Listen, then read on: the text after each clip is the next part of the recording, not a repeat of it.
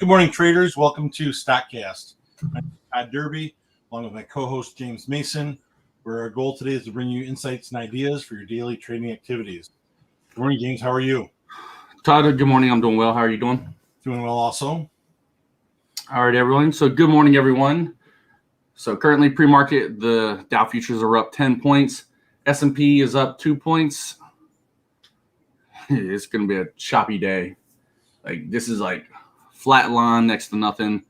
Volume's very light pre-market. And when that happens, it's just going to be a choppy day. Probably won't be a good day to really day trade. And it's going to make it tough for most trades to get solid entries without getting whipped back and forth. But we do have one to take a look at. And Todd, do you want to go ahead and we can get into it? Yeah, we'll take a look at the KXIN.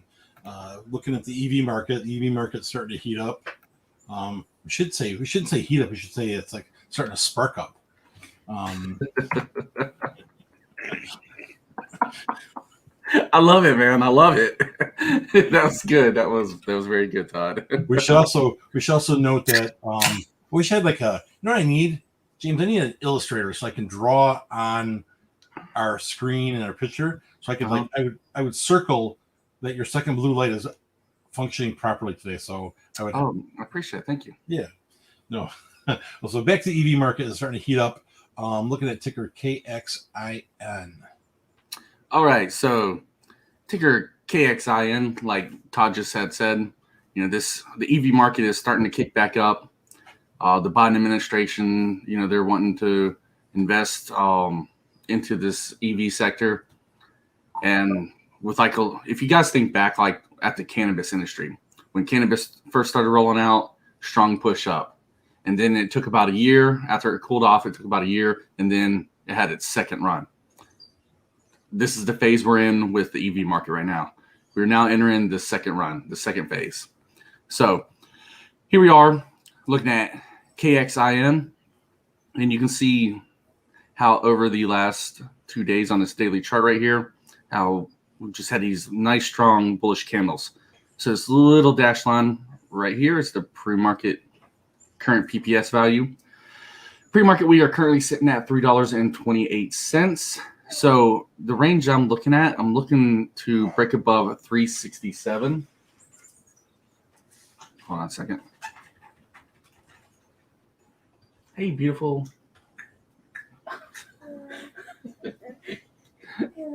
Thank you. Okay, I need the straw. I don't have time today. Thank you, baby. No, thank you. Bye, baby. Bye-bye. Love you. So I'm looking for it to break above 367 right here. And the reason why is that will be right above the pre-market high. And that's what we need to see. Honestly, before trying to take a position here, in my opinion, I mean, that's what I'm going to be looking at. I mean, we could play between the lines here, but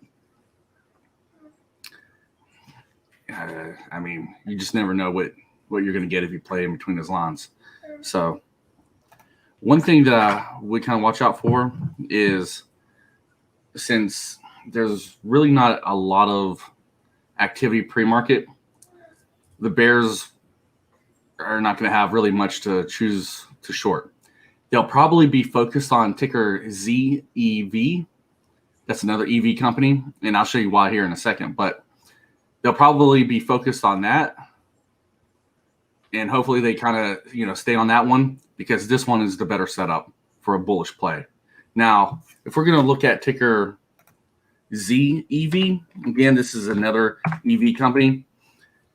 This is a setup that the bears will be looking for to short. If we're looking at this daily chart, we can see how it closed out yesterday at 641, and then this just insane gap up right here pre-market. So we're literally right at pre-market highs. We hit pre-market highs of 1047, and yeah, I'll draw that line up for y'all really quickly.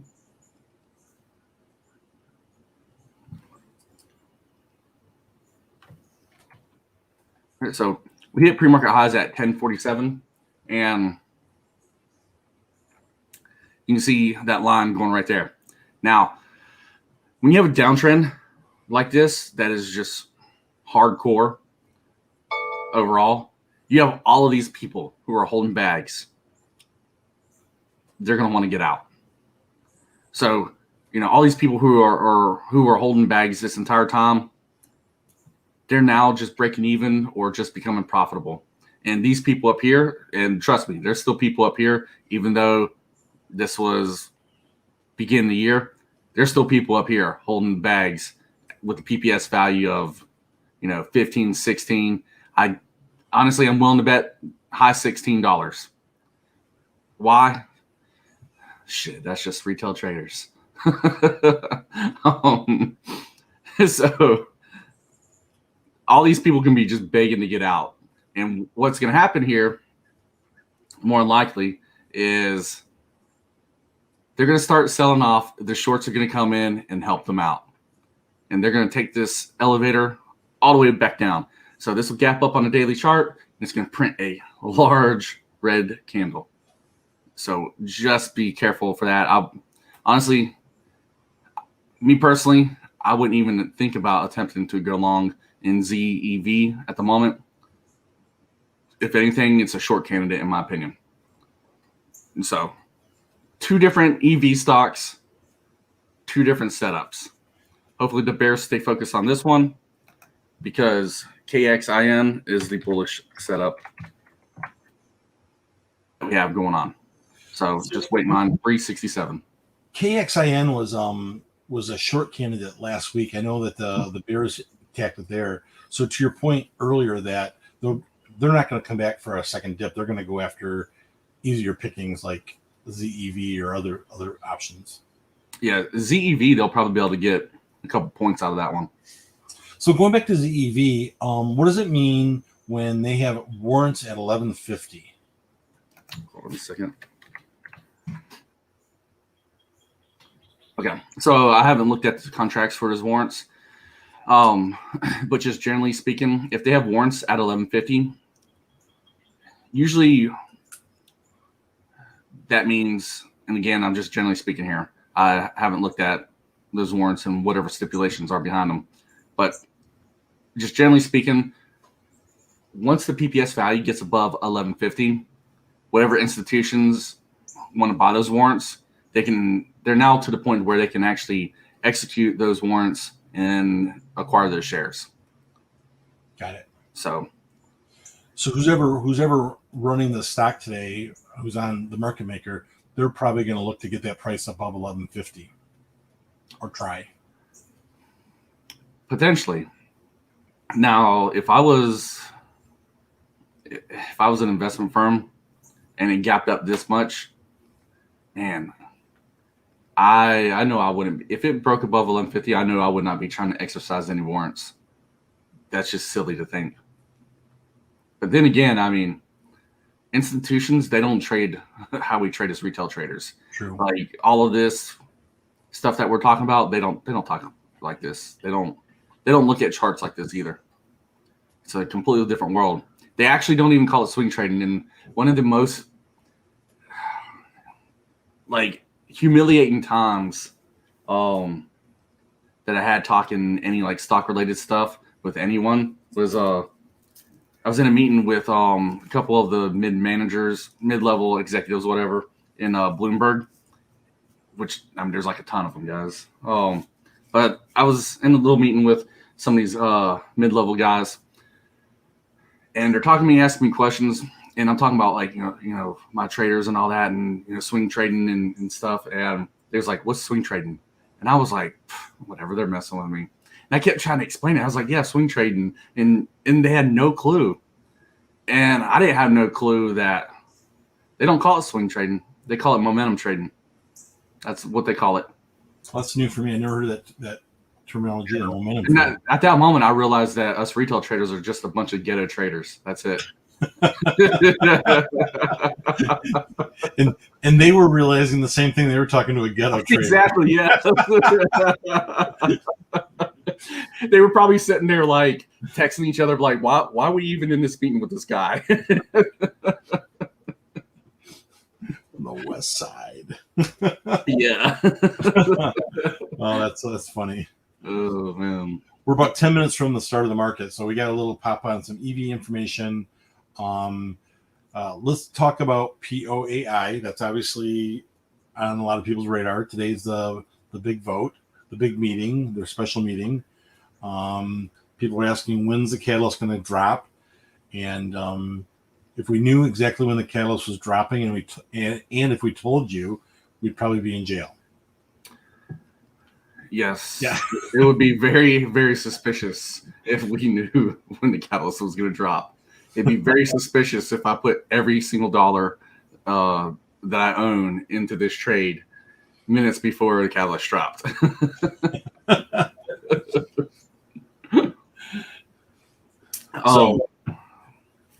But here we are. Here we are waiting for this meeting to take place. I mean, maybe share some thoughts. I mean, actually, you're sharing some repeat thoughts, but it might be good to repeat them for where we're at. So, guys, if you don't know the research behind predictive oncology by now, and you've known of me or Transparent Traders or the Weeble Rockets group for more than a month,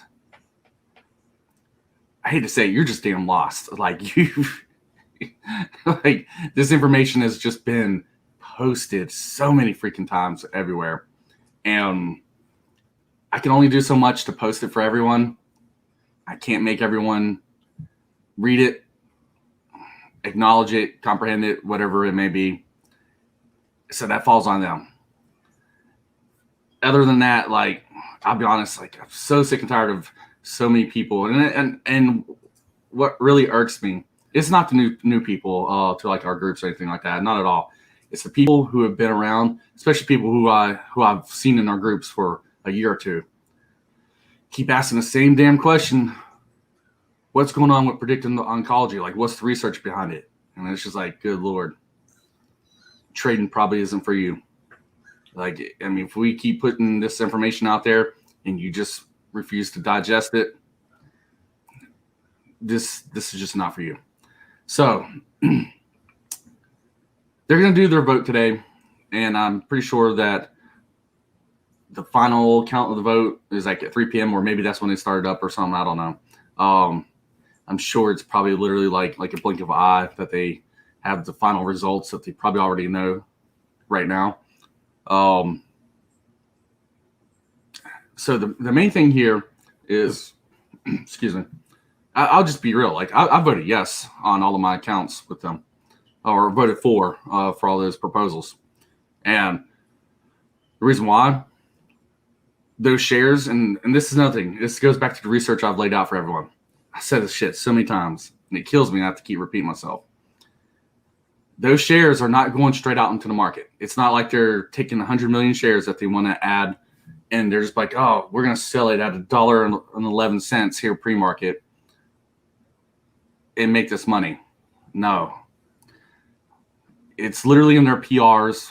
It's in their filings that this 100 million shares is going to be authorized shares. Two different worlds. You have authorized shares, and then you have outstanding shares. Outstanding shares are the shares on the market. They need to add these 100 million shares to the authorized shares. These shares, from what I was told, is going to be used for deal making. And so that's why I'm voting yes. You know, the company, Predictive Oncology, Mel told me straight up that they have $45 million in cash sitting in the bank collecting interest. And he said that he has to put that money to work. He said the two companies who they were talking to about potential partnerships, they're more focused on getting shares of Predictive Oncology than, you know, getting, you know, some cash payment, which I can't blame them. It's why I'm in this trade. I mean, for those who've been following along, you've seen all the research I put out on Predictive Oncology. So we will see what we get. Hopefully we don't get a shit sandwich. And obviously, guys, like, I get it. Like, this trade has been going on forever, but that's just the way it is at times. And that's something I can't control. But All right. So Giovanni, thank you, sir. Thank you, sir, for the $5 tip. I was delicious.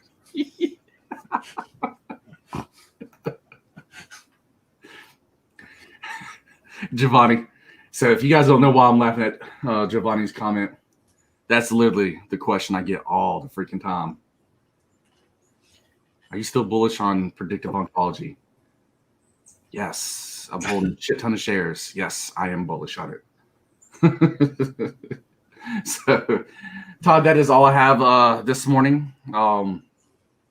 Pre-market Dow futures are still running flat. They're at 12-point screen, and the S&P is at 2.25. Yeah, the overall market's gonna be trash today. Be careful today. Be careful. Protect your capital. Be smart. Trade safe. Yep. All right, guys. So thank you for tuning in. Remember, trade safe, trade smart, and we will see y'all in the next one. All right. Have a good day.